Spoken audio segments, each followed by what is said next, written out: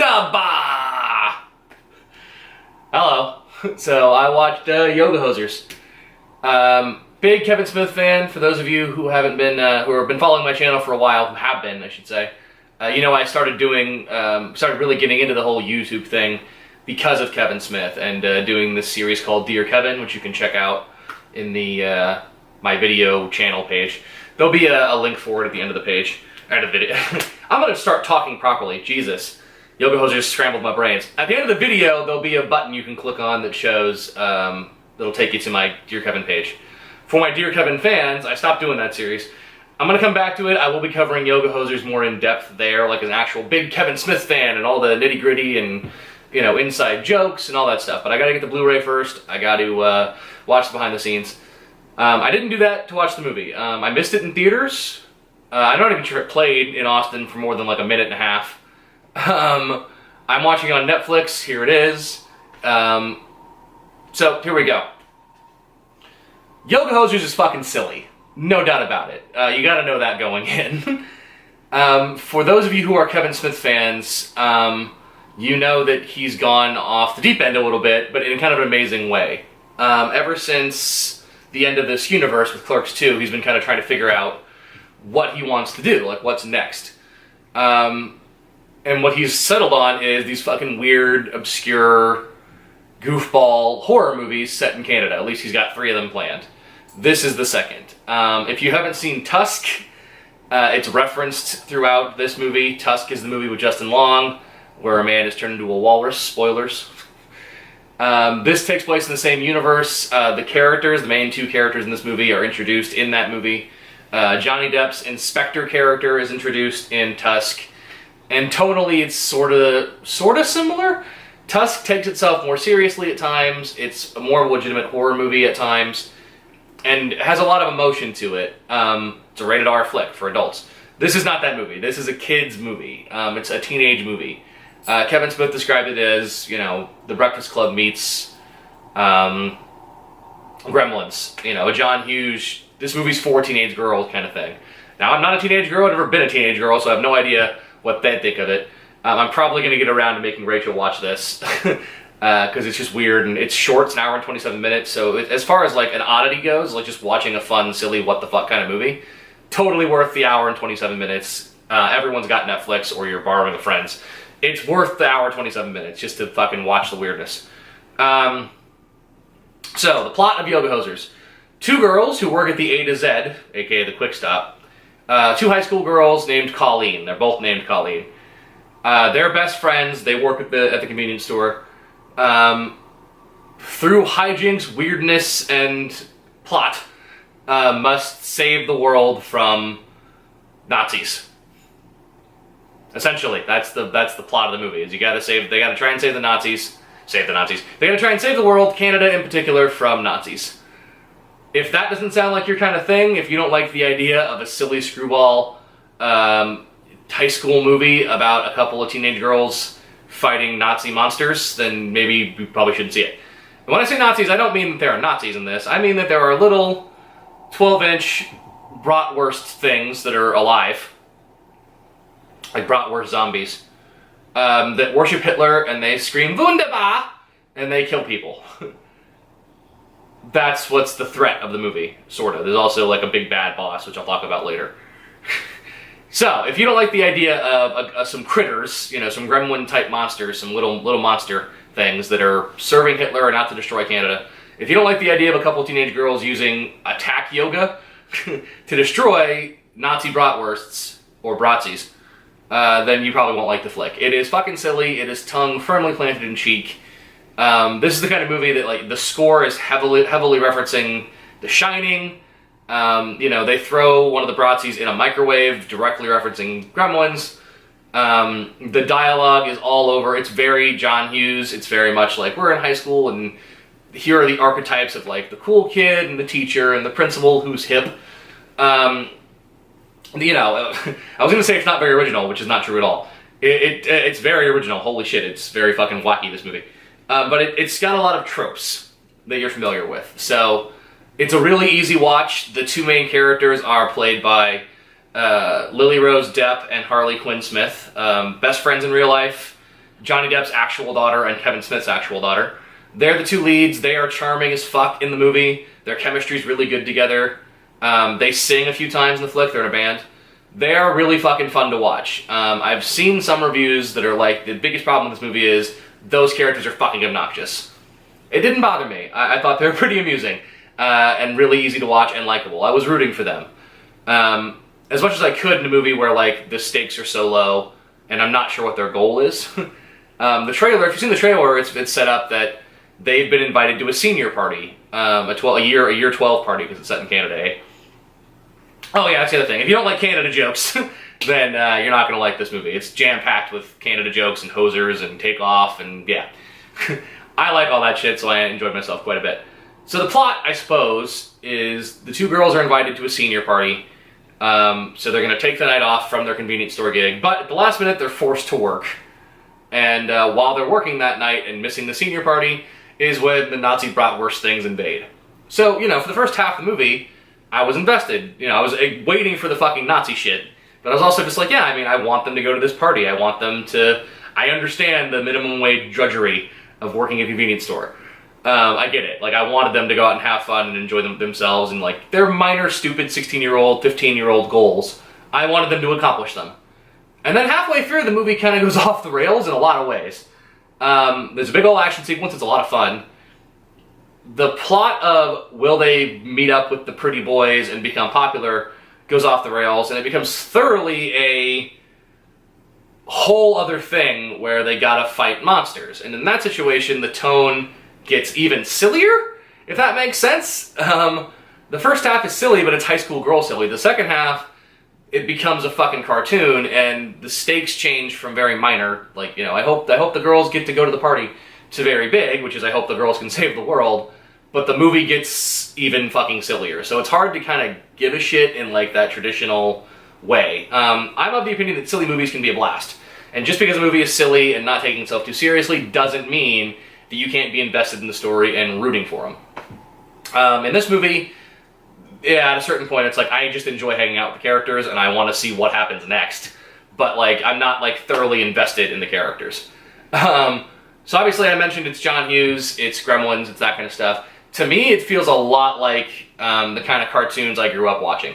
This feels like Cow and Chicken, or Courage the Cowardly Dog, or a fucking batshit episode of Angry Beavers, or Rocko's Modern Life. It's that absurdist, weird, kind of self-aware, breaking the fourth wall, absurdist, jokes out of left field that make no goddamn sense, It's that kind of humor, and I enjoy that kind of stuff a lot.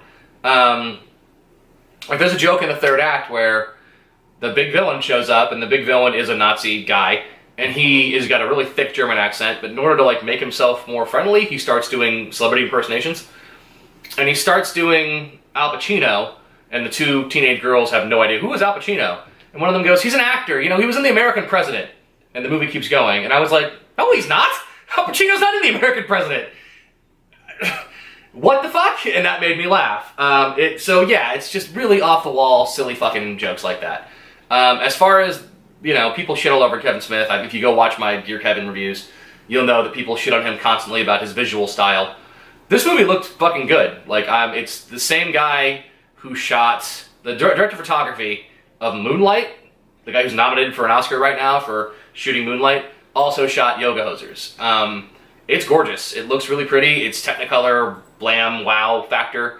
It feels like you're living inside of somebody's Tumblr page. The camera's always moving. It's well edited. It's a lot of fun. The pace is quick. This is a well-made film. It's just the silliest fucking thing. I haven't read too many reviews of it yet because I wanted to just see the movie for myself.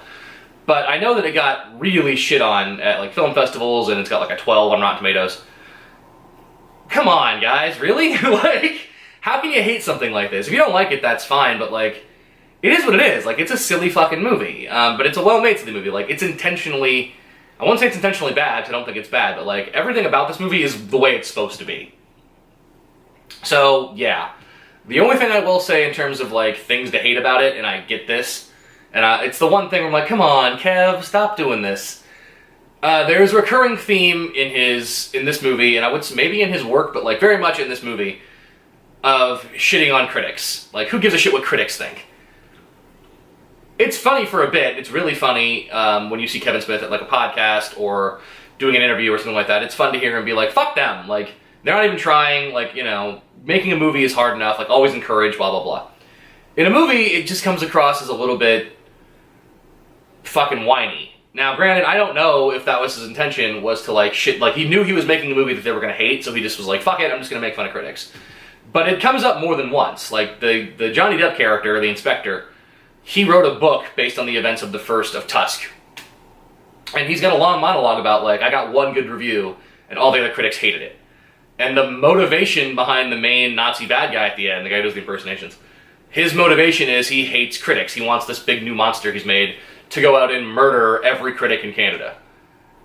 That didn't make me laugh. I thought that was a little bit like, who gives a shit? Like, that's like 12 people, right? Canada's not that big. Maybe that was the point. I don't know, but it just felt a little bit like, stop hating on the critics in your movies, maybe. Okay, so this cast is phenomenal. The two girls are fantastic. They're going to keep acting, and I'm assuming if they want to. They've got the nepotism going for them, but they're also really good. From what I understand, Harley Quinn was also recently in an episode of Supergirl that Kevin Smith directed. They're both really good. They're really fucking cool actresses. I like them. The movie's like very much grounded on them. You also got Adam Brody in a small bit part. He's funny. You've got Tony Hale from Veep and Arrested Development fame. He played, hey brother. He played Buster on Arrested Development. He's got a few scenes. He's fucking fantastic.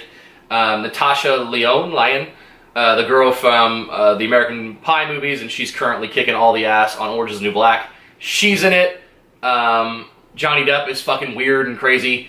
I like seeing him play a goofball part, so I enjoyed that. Stan Lee's got a cameo. All the other actors I don't really know that well. There's a couple of young dudes, the senior guys who invited them to the party. Don't know them, but they were fucking fun to watch. The principal of the school was really good. Every new character that's introduced, I enjoyed hanging out with them a lot. Oh shit, Justin Long. I forgot to mention Justin Long. Justin Long kills it in this movie, just like he did in Tusk. Justin Long is becoming one of my favorite what the fuck weird character actors ever. He's been acting since he was like 15, 14. Galaxy Quest, I think, was his first movie. And I like him in pretty much everything I've seen him in. He's phenomenal in Tusk, but he just keeps showing up in movies and being weird and awesome, and you can never, it's never the same performance, it's never the same character, and he's always just engaging to watch. And his character in this, I don't even want to say anything about it, it's just fucking fun. So that's your main cast. You also have Haley Joel Osment comes back. He was also in Tusk. He's got a minor part, but he was fucking good. He made me laugh really loud. He's playing a Canadian Nazi sympathizer who's giving a rally speech in Canada in a flashback. And then you got your main villain, Ralph Garman. For those of you who are Kevin Smith fans, you've listened to Hollywood Babylon, the podcast. Kevin's co-host on that is Ralph Garman. And honestly, if you've heard the show, it's more like Kevin is the co-host. Like, that is Ralph's thing. Like, he hosts it, he does all the work, it seems like, and Ralph Garman's a really fucking smart, talented dude, and he does voices all the time on Family Guy and all over the place. He's a very prominent voice actor. As far as movies are concerned, he was in Tusk, he was in Red State. Most people will probably recognize him from Ted. He's the guy in the beginning of Ted when the little boy shows his teddy bear that can talk. And the dad's like, holy shit! Bad guy. So he plays the villain in this movie, who's got a weird fucking backstory, and like I said, he speaks in a very, very, very thick German accent, yeah? Yeah. But in order to be less scary and more friendly, he does impersonations. So that was a horrible, I went to French there at the end. I'm not an impersonation, I'm not a voice actor. Anyway, so he does this thick German accent, but also like a Canadian accent, and also he does like Schwarzenegger and Pacino and Stallone, and the dude who voiced the Mad Hatter in the old Alice in Wonderland movies. He does Adam West from Batman, and when he shows up, we're like an hour and 10 minutes in the movie. We know the movie's coming up on an end. He has the big villain monologue where he explains what the fuck, and it's not like it's okay, I'll go with what the hell's happening, but like, it was a tough leap for me to take in the last 15 minutes of the movie to be like, and the villain speaks in celebrity impersonations. What is going on? but it's Ralph Garman, so I was never not enjoying myself, if that makes any kind of sense. And of course, Jason Mewes has the obligatory cameo. Jason Mewes playing Jay to his Silent Bob after all these years. The Jay and Silent Bob aren't in this movie, but Jason Mewes is in it. So, and I mean, I'll get more in depth on that. I'm just leaning out of frame. I really got to figure out a better way to do these reviews. What was I saying? I'll get more in depth about it on the Dear Kevin video, which won't happen for a while. But yeah, the thing is, if you're a Kevin Smith fan, if you drank the Kool-Aid, if you just enjoy him, not as a filmmaker so much necessarily, but just as a person, you're gonna like the movie because it's just full of little inside jokes and references to the friends and family that you've been introduced to over the years. You know, his daughter plays the main character. His wife plays that kid's mom. Kevin Smith's mother's in the movie. You know that Stan Lee is only in this movie because Stan Lee and Kevin Smith are friends. References to other movies, like, there's a great moment in the trailer, which is fantastic in the movie as well, where Colleen, Kevin Smith's daughter, that character screams, "I'm not even supposed to be here today," and then she murders some fucking prossies. That made me, really fucking happy, because that's the dude who made Clerks, putting his daughter in a movie, starting her career, and doing a whole fucking different thing. This is so not girl Clerks. It sort of starts that way, but even then, it's this isn't Dante and Randall. Their friendship is not the same thing, their personality is not the same thing. They're whole new different characters. And then instead of just doing, I get it, I got an idea, girl Clerks, it's girl Clerks and then, Nazis invade. It's so fucking weird. And just for the weirdness of it all, it's totally worth watching. If you're a fan of Mystery Science Theater 3000 and the movies they show on there, you'll enjoy this movie. If you're a fan of getting drunk or getting stoned and watching a movie, this is a great fucking candidate. There are problems with it. It's not a fantastic movie. And I could totally see why it would rub people the wrong fucking way. If you hate this fucking thing, totally understand that. For me, I drank the Kool-Aid on Kevin Smith, so I'm just predisposed to like all of his stuff. But also, for some reason, the funny bone, the jokes in this, I like everybody. I like the characters, I like the humor, I like the bright poppy colors. The movie opens up with the two of them singing a fucking Riot Grrrl, Beastie Boys song that they wrote themselves. I like this movie, it's fun. Jesus, sorry, the dog almost pulled my lighting device. You like the lighting coming up from the bottom. It's very creepy. Anyway, I like this fucking movie, so I'm not going to bother with doing a whole plot synopsis or anything like that. It's an hour and 20 minutes. It's fucking weird. There's a big set piece in the middle of it where the two girls use yoga to kill a shitload of Bratzies, which, by the way, Kevin Smith plays the Bratzies, director cameos. So, yeah, I mean, that's pretty much all I gotta say. I don't think this is going to crack my top 20 or anything like that. Normally, if a Kevin Smith movie doesn't make my top 10 movies of the year list, I usually give him a shout out, honorable mention, I love this movie, because of the ballsiness involved. Tusk actually made my top 10 that year. This one, I feel like Kevin Smith has become the kind of filmmaker, the kind of artist who, I don't need to give him props anymore. Good for him for just sticking to his own fucking, sticking true to himself and making a movie that he wanted to see, he wanted to make. He's good. I don't need to give this one its props. It's on Netflix, it's a profitable film. There's going to be a third one in the trilogy, so Tusk, Yoga Hosers, and Moose Jaws is next. I don't feel the need to kind of prop this one up and being by the way, I also like Yoga Hosers. So you'll hear me talk about it again on the Dear Kevin series, but don't expect for it to pop up in my top 10 year list. Fun movie, funny movie, I like the characters, I like the fucking absurdity of it all, I like the off-the-wall, random fucking Salvador Dali-esque humor. I don't even know if that's the right fucking word, but it is just fucking... Bah! It's just weird. And not just weird for weirdness' sake. There is a story here throughout. There's a bad guy, there are good guys, all that good stuff. So yeah, that's pretty much all I have to say about Yoga Hosers without going through and doing a real in-depth review of it, which will happen at some point. If you haven't seen it yet, check it out. It's on Netflix. If you've got some friends who have no idea about weird movies, make them sit through it, because it'll be fun to watch them react and go, what the shit? Because it starts out so...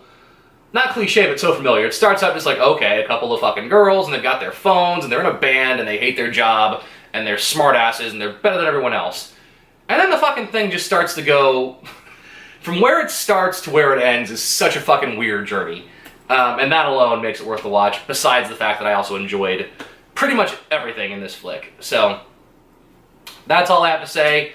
I'll be back next time reviewing something else, and next week you'll see my top 10 movies. My birthday is in 2 days, so I'm going to review it. I'm going to do my list then and have it out. So thank you guys for watching. Go check out Kevin Smith on his own YouTube page, youtube.com/Kevin Smith. Listen to the podcast, do the Twitter thing, all the stuff. Speaking of Twitter, you can find me on Twitter. My name is George Efta. You can find me on Facebook, and check out my blog at adolescentconceptions.wordpress.com. Thanks, guys. Have a week.